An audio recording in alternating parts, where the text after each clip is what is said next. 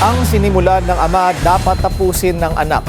Yan ang panawagan ng isang mambabatas kay PBBM sa usaping buhayin ang Bataan Nuclear Power Plant. Ang detalye sa agenda report ni Attorney Karen Jimeno. Sinisisi ni Pangasinan 2nd District Representative Mark Cuangco si Energy Secretary Sharon Garin sa pagkakaantala ng nuclear power program ng bansa.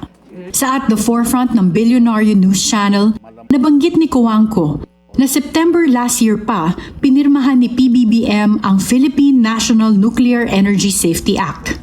Nakasaad dito ang pagbuo ng Philippine Atomic Energy Regulatory Authority.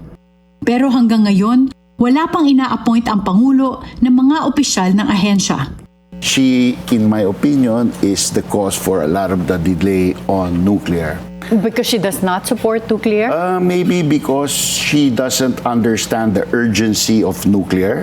She's driving hard wind and solar, which in my opinion will cause our electricity to become even more expensive and unreliable.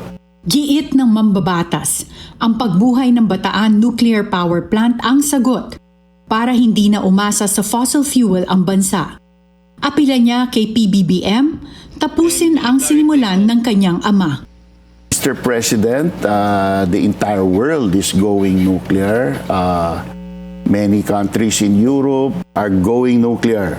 The United States has declared they need to quadruple nuclear by 2050. Let us not lose this chance.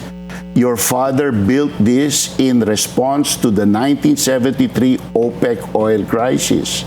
Now we have a new energy crisis. It is timely to once and for all get this done. Nanatiling mataas ang presyo ng langis sa world market dahil wala pa ring kasiguruhan kung kailan matatapos ang sigalot sa Middle East.